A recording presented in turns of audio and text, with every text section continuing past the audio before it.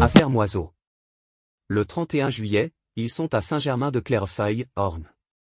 Il est 1h du matin quand 3 hommes armés et encagoulés, Lequet, Moiseau et Albert Ratier, 23 ans, électricien à Rézanlieu, pénètrent dans le manoir de la famille Cordouécart, au Ménil.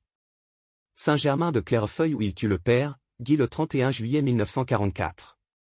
Plusieurs familles de Nonan-le-Pin, Orne, dont les Aubriet et les Steinhardt sont venus s'y réfugier depuis le débarquement. En tentant de s'échapper, Guy de Cordouécart, le chef de famille, est tué par Louis Moutier, 35 ans, ouvrier agricole à Saint-Évroult-de-Montfort, alors qu'il s'apprêtait à sonner la cloche pour alerter le voisinage. Il sera retrouvé baignant dans une mare de sang vers 5 heures du matin par ses fils Hubert et Gonzalve. Pour s'être dressé contre les agresseurs, M. Aubriet est tué sous les yeux de son épouse. À Giné, Orgères, Rézanlieu. Menaçant d'incendier la demeure, les meurtriers réclament 2000 francs, somme que ne possède pas la famille Cordouécart. Ils partent à bord de la voiture de Madame Steinhardt. Le véhicule sera incendié ensuite. La 8e attaque a lieu le 1er août vers 23 h à Giné, Orne, chez Lucien à Meslan. Le lendemain, Roger Lequet, André Moiseau et Albert Ratier sont à Mardilly, Orne, pillant la ferme Nizan et sommant Madame Nizan de retirer pour eux 100 000 francs dans les 15 jours. Le 7 août, ils sévissent à Orgères, Orne, puis le 9 août, à Rézanlieu chez les époux Chevreuil. Pas de hasard. Comme le rapporte Jean-François Mignac dans les grandes affaires criminelles de l'Orne, ils n'agissent pas par hasard, en tant que fils de facteurs, les deux frères Ratier ont connaissance des versements monétaires aux familles. Pour autant, la participation du père Ratier n'a jamais été démontrée dans cette affaire, comme le précise sa petite-fille dans un courrier adressé à l'auteur. Une famille menacée. Puis tout s'arrête subitement jusqu'en mai 1945. Dans la nuit du 14 au 15, les époux Eudiard, cultivateurs à Chendouy, près de Briouze, sont réveillés en pleine nuit et menacés d'une arme.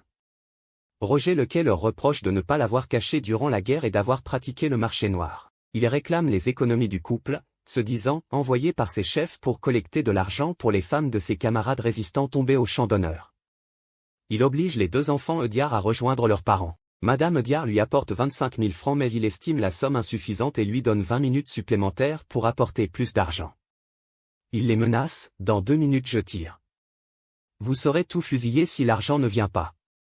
Il obtient ainsi 95 000 francs de plus. Lequet livre ses complices le matin, M. Eudiard prévient les gendarmes qui découvrent chez Roger Lequet, qu'il soupçonnait déjà, 46 000 F, un colt, une mitraillette et 3 masques. Arrêté et interrogé, il finit par reconnaître sa participation à l'attaque et livre les identités de ses complices.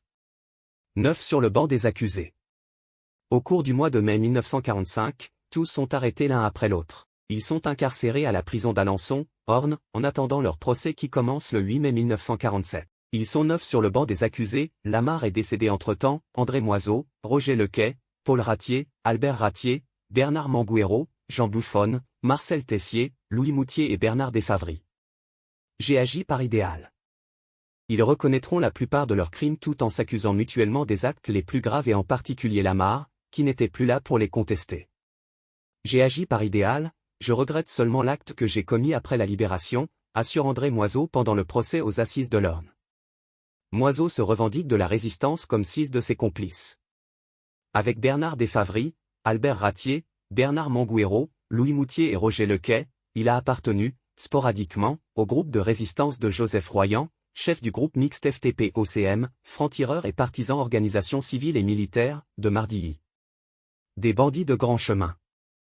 Alors qu'au matin du 15 août 1944, celui-ci quitte la ferme des Le Boucher chez qui il a laissé son fils Bernard mortellement blessé après l'attaque de la grange dans laquelle sa famille s'était réfugiée, il confia à un des fils Le Boucher qui l'accompagnait vers la sortie, « Je vais peut-être être tué par des Allemands mais ce sera peut-être par certains des miens car ils savent que je vais les dénoncer à la fin de la guerre », rapporte Jean-Claude Nogue, président de l'Amicale des Anciens.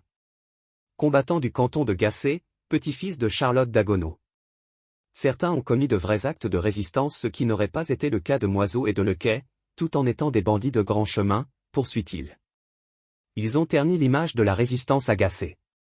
Ils n'en estiment pas moins que, ils ont terni l'image de la résistance agacée, et que ces individus ne doivent pas occulter l'héroïsme des résistants. La résistance a eu ses martyrs qu'elle pleure, ses héros qu'elle honore, ses profiteurs qu'elle méprise, ces mauvais garçons qu'elle juge. Si vous jugez en partisans, acquittez.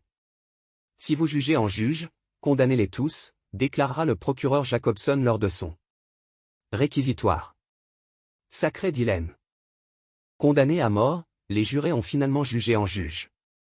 Ils condamnent André Moiseau et Roger Lequet à la peine de mort, Bernard Manguero aux travaux forcés à perpétuité, Albert Ratier à 20 ans de travaux forcés et 20 ans d'interdiction de séjour, Paul Ratier à 6 ans de prison et 20 ans d'interdiction de séjour, Louis Moutier et Jean Bouffon à 5 ans de prison, Bernard Desfavry à 5 ans de prison avec sursis, Marcel Tessier à 2 ans de prison. 130 000 F sont accordés à la famille Dagonneau au titre de dommages-intérêts et 2 experts sont désignés pour évaluer le préjudice causé à Maurice Dagonneau. Moiseau et Lequet se font la belle. Mais cette sombre affaire ne s'arrêta pas au procès. Dans la nuit du 31 août au 1er septembre 1947, André Moiseau, Roger Lequet et un autre condamné à mort, Léon Vichard, 24 ans, s'évadent de la prison d'Alençon après avoir ligoté leurs surveillants. Moiseau et Lequet n'en sont d'ailleurs pas à leur première évasion. Moiseau et Léon Vichard seront arrêtés à Lourdes, Haute-Pyrénées, le 16 octobre 1947. Il faudra attendre février 1950 pour retrouver Roger Lequet qui s'était réfugié en Algérie. Face à Moiseau.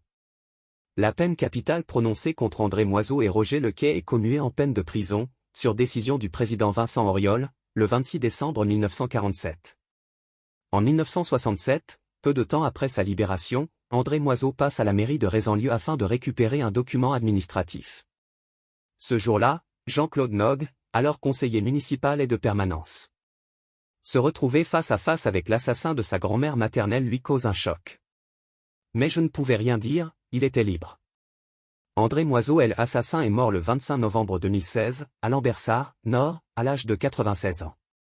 Note, assassinat de Guy de Cordoue, 31 juillet 1944. Note manuscrite de Christiane Desrieux, épouse d'Hubert son fils, qui a recueilli les propos de ce dernier. Du fait de la guerre, des bombardements, Guy de Cordoue avait, dans sa grande charité, accueilli des réfugiés au Ménil, un ménage de Caen, des religieuses de Nonan-le-Pin, un docteur juif Steinhardt, sa femme et sa fille, la famille Aubriet, garagiste à Nonan, qu'il ne savait pas être collaborateur. À la ferme, étaient également hébergés des réfugiés sans toit, de passage. Hubert a toujours pensé que le ménage de la ferme était, dans le coup, ce dernier n'admettait pas de nettoyer les étables, pour loger les réfugiés ni de leur donner lait et beurre car ils trafiquaient et vendaient crème, beurre et œufs, à l'insu de leurs propriétaires auxquels ils en voulaient. Quelques jours auparavant, un conciliabule avait eu lieu entre le docteur Steinhardt et un résistant, pense-t-on. C'est à la suite de cet échange que des informations, sur les réfugiés du Ménil, ont dû filtrer. Dans la soirée du 31 juillet, le collaborateur Aubriet est venu rejoindre sa famille et coucher au Ménil, pour la première fois. Dans la nuit, vers 22 heures, Hubert a été réveillé par des bruits de mitraillettes et des cris, provenant d'une attaque du château et de ses habitants. À ce moment, tous sont descendus, pour voir ce qui se passait, paniqués. Guy, entendant du bruit dans le grand salon, où couchait la famille du collaborateur Aubriet, s'est précipité pour arrêter les assaillants dans leur geste pour tuer le collaborateur, ce qu'ils ont fait sous ses yeux.